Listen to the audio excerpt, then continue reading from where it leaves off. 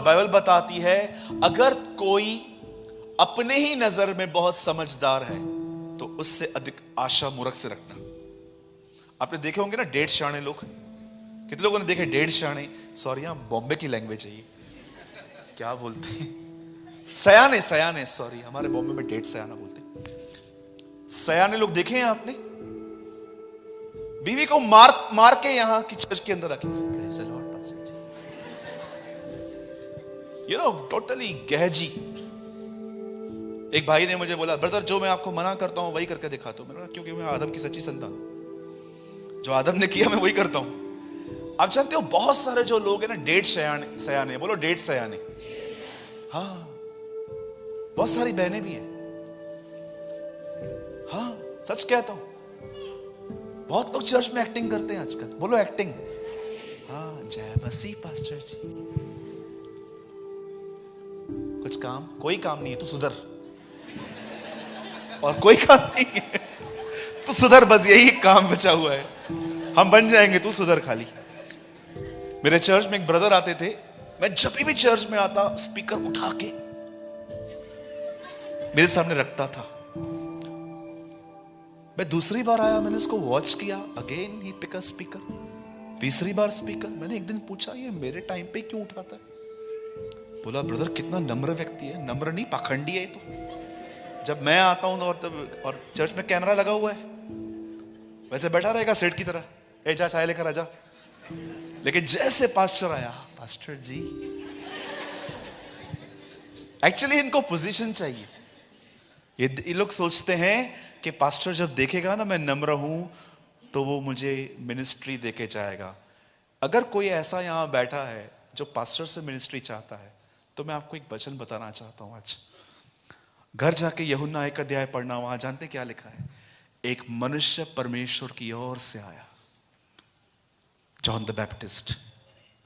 याद रखिए प्रभु भेजना चाहिए। खेत के स्वामी से विनती करो कि वह अपने सेवकों को भेजे। पास्टर मिनिस्ट्री देगा ना 6 महीने में ले भी लेगा, खुदा देगा ना कोई नहीं बिठा पाएगा।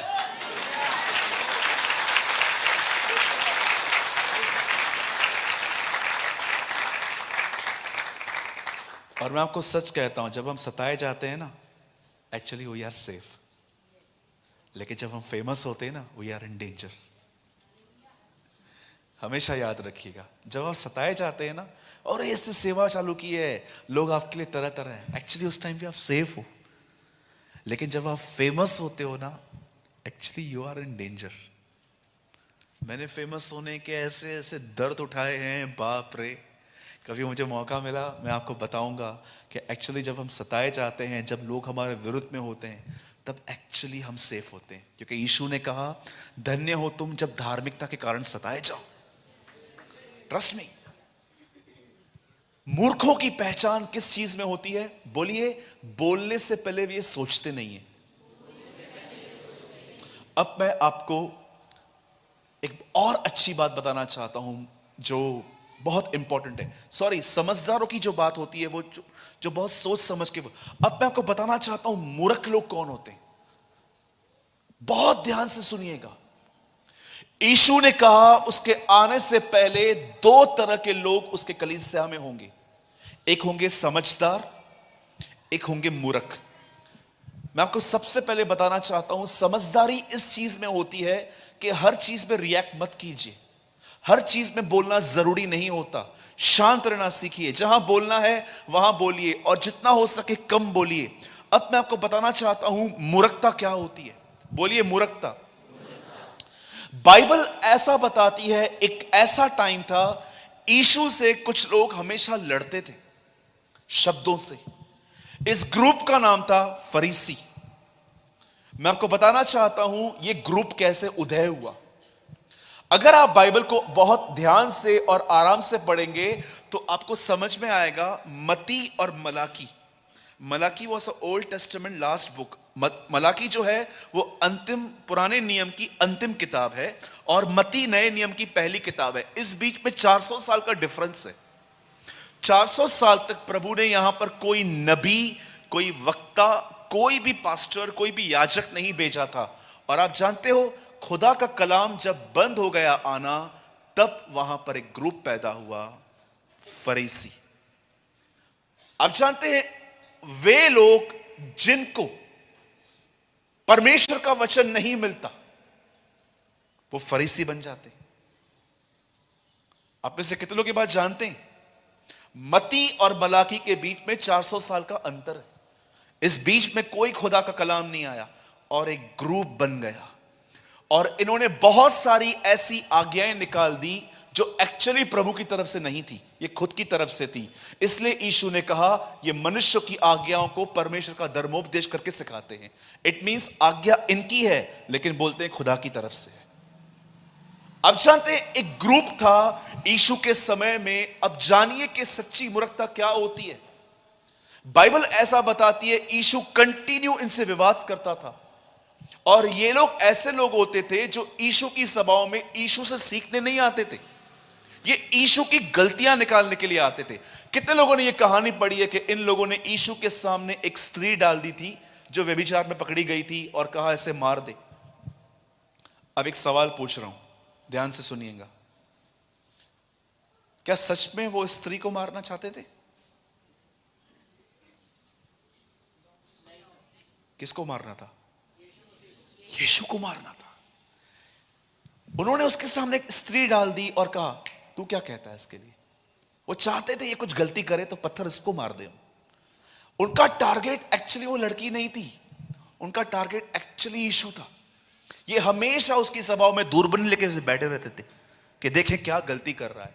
मैं आपको बताना चाहता हूं, listen to me very carefully, कभी भी एक तरफा सुन किसी का न्याय मत कीजिएगा। बोलिए न्याय। मेरे चर्च में एक दिन एक भाई आया किसी और की कंप्लेन लेके, ब्रदर इसने ऐसा किया, इसने ऐसा किया, इसने ऐसा किया, इसने ऐसा किया, आप उससे बात करो, ये वगैरह वगैरह। मैंने कहा मैं आपके सामने उससे बात करूंगा। मैं कॉल करने वाला था, वो मुझे कॉल करने नहीं दे रहा था। मैंने बोला क्यों? आप बोल रहे हो ना उसने ऐसा ऐसा किया है, मैं उसको बुलाता हूं सामने, देखते हैं क्या हुआ है। वो चला गया, फिर यहां से ये आया, कुछ बात ही और थी। कई बार एक तरफा सुन के हम लोगों से दूर हो जाते। हमेशा दूसरे पक्ष की भी सुनिए। ये ऐसे लोग थे जो बाइबल बताती है जजमेंटल माइंड थे, ये लोग न्याय करने वाले। एक लड़का और लड़की अगर यहां से पास हुए, आप उनको जानते भी नहीं हो, फिर भी आप कमेंट पास करते हो, कैसी लड़कियां हैं, देखो कैसे लड़कों के साथ घूम रही है। आपको पता है उसका वो कौन है? कजिन हो सकता है, भाई हो सकता है, मुंह बोला भाई हो सकता है। बाइबल बताती है मनुष्य के मन में जो कुछ पैदा होता है बुराई होता है। अच्छा, अगर मैं आपको देखकर किसके कान में कुछ बोलूं ऐसे, आपको क्या लगता है? मेरे बारे में कुछ बोल रहा है। आपको पता है जिनको भी लगता है ना मेरे बारे में कुछ बोल रहा है, मतलब कुछ तो गड़बड़ की है ना? मुझे नहीं लगता है, जब कोई दो लोग बात करते हैं तो मैं बोलता हूं बोलने दो, मुझे क्या करना है इससे।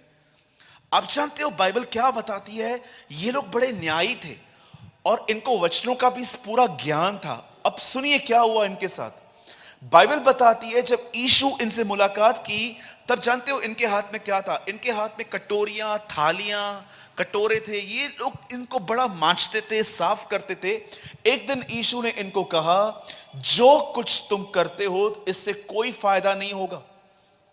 आप जानते हैं अगर आप एक फरीसी से पूछें सबसे बड़ी मुख्य आज्ञा क्या है, तो आपको क्या आंसर करेगा? सबत के दिन को मानना। लेकिन अगर आप यीशु से पूछोगे सबसे बड़ी आज्ञा क्या है, तो वो कहेगा परमेश्वर से प्रेम करना। ये उनका डिफरेंस था।